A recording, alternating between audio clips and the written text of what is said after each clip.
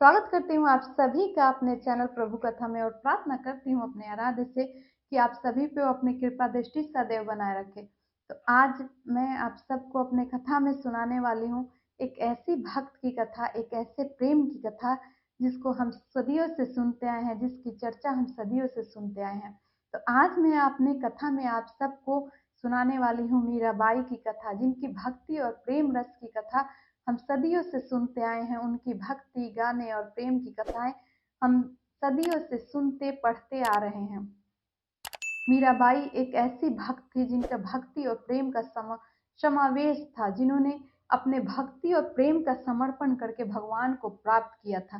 कैसे वो अपने भक्ति और प्रेम में डूबी रहती थी और कैसे अपने भक्ति से उन्होंने भगवान को प्राप्त किया था, ये सारी कथा आज हम सब अपने चैनल प्रभु कथा में मैं आप सबको सुनाने वाली हूँ।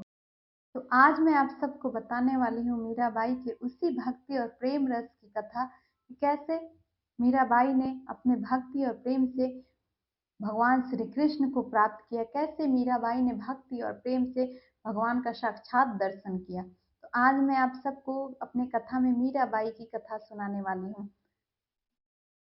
मीराबाई को हरिदास जी का भी रूप माना जाता है। माना जाता है कि मीराबाई हरिदास जी का, जो कृष्ण भक्त हरिदास जी थे, उन्हीं का रूप है और भगवान कृष्ण जी का, भगवान कृष्ण का प्रचार और प्रसार करने के लिए लोगों के मन में उनके भगवान कृष्ण का भक्ति और प्रेम जगाने के लिए ही उनका जन्म हुआ था। लेकिन भगवान कृष्ण के प्रति उनका प्रेम जो था अत्यंत ही भक्तिमय था। उनका प्रेम और भक्ति भगवान कृष्ण के प्रति समर्पित प्रेम था। भगवान कृष्ण का प्रेम जो था, उनके मन में भगवान कृष्ण के लिए जो प्रेम था वो बचपन से ही था। मीराबाई का जन्म एक राजा के घर में हुआ था, राणा के घर में मीराबाई का जन्म हुआ था। एक राजपूत परिवार में मीराबाई का जन्म हुआ था। मीराबाई अपने माता पिता की इकलौती संतान थी। मीराबाई शुरू से ही, बचपन से ही भगवान भक्ति में, प्रेम भक्ति में डूबी रहती थी।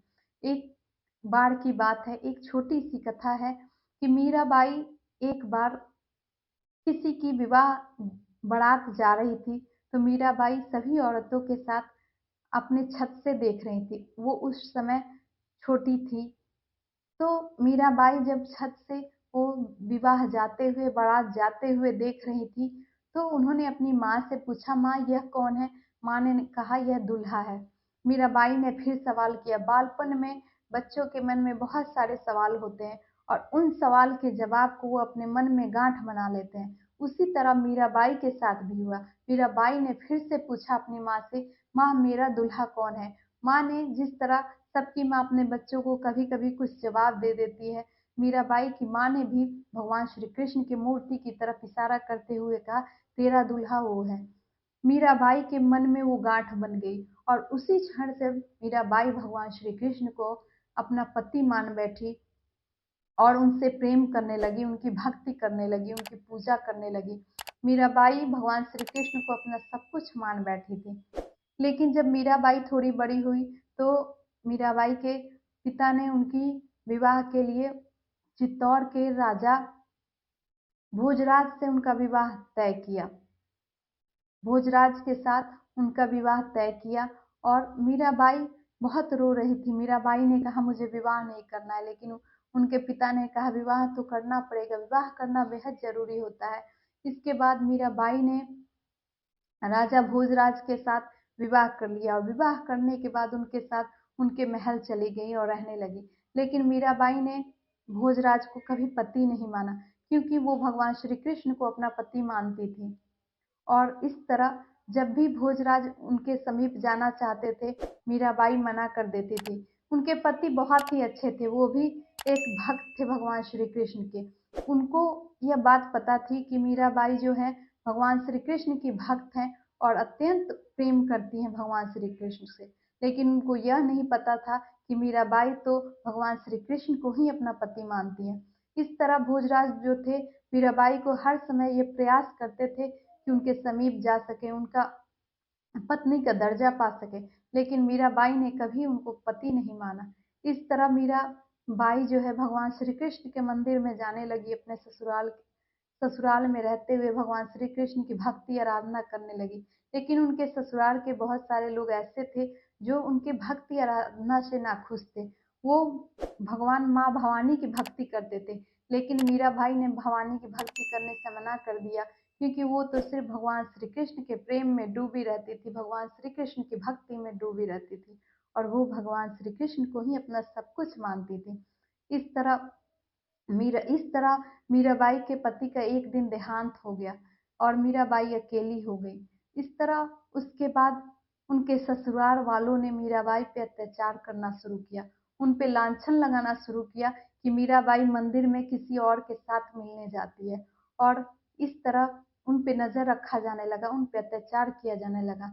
मीराबाई को फूलों के साथ साँप दिया जाने लगा, और वो साँप मीराबाई के लिए फूल बन जाते थे। भगवान कृष्ण की भक्ति और चमत्कार के साथ, भगवान कृष्ण के प्रेम के साथ मीराबाई को हर दुख का सामना करने का साहस मिलने लगा। मीराबाई के देवर जो थे, मीराबाई को एक दिन उन्होंने बुलाया और मीराबाई से कहा कि तुम्हें एक विष पीना होगा, नहीं तो तुम्हारा सर काट दिया जाएगा, तुम्हें इस विष को पीना होगा। उनके देवर को ऐसा लगने लगा कि मीराबाई के इस भक्ति से और मंदिर में जाके नृत्य करने से, भगवान की भक्ति करने से उनका सम्मान कम हो जाता है, इसलिए मीराबाई को उन्होंने विष पिलाना चाहा। मीराबाई ने हंसते हंसते प्रभु का नाम लिया, भगवान श्री कृष्ण का नाम लिया, और वो विष पीने लगी। जैसे मीराबाई विष पी, और विष पीने के बाद, उस जहर को पीने के बाद, मीराबाई वहां से भगवान की भक्ति करते हुए, भगवान की आराधना करते हुए, भगवान का भजन करते हुए वहां से चल दी, और जाके मीराबाई ने भगवान के मंदिर में जाके वहीं पे गाना गाने लगी, नृत्य करने लगी। विष का असर उन पे नहीं हुआ। भगवान की भक्ति और प्रेम में इतना डूब चुकी थी कि किसी भी चीज का असर उन पे नहीं होता था। उनके लिए तो भगवान श्री कृष्ण ही सब कुछ थे, जैसा कि उन्होंने अपने गाना में गाया है, मेरे तो गिरधर गोपाल दूजो न कोई। इस तरह भगवान श्री कृष्ण की भक्ति और प्रेम से उन्होंने अपना सब कुछ भगवान को समर्पित कर दिया था। एक दिन एक रात ऐसे ही मीराबाई भजन और कीर्तन करते हुए महल से निकल गई, और महल से निकलने के बाद सभी लोग उनके पीछे चलने लगे कि इतनी रात को मीराबाई कहाँ जा रही है। जब सभी लोग उनके पीछे गए तो मीराबाई मंदिर में गई और दरवाजा बंद हो गया। मीराबाई वहीं पे अंदर काफी देर तक रही। जब मीराबाई नहीं निकली तो कुछ लोगों ने जाके दरवाजा खोला, और दरवाजा खोल के देखा तो वहां पे कोई नहीं था, मीराबाई वहां पे नहीं थी। मीराबाई वहां से गायब हो चुकी थी, यानी मीराबाई भगवान श्री कृष्ण में समा गई थी। मीराबाई भगवान श्री कृष्ण में समर्पित हो गई थी। भगवान श्री कृष्ण ने मीराबाई के भक्ति और प्रेम से खुश होके उन्होंने अपने चरण में शरण दे दिया उनको, और मीराबाई हमेशा के लिए भगवान श्री कृष्ण की हो गई।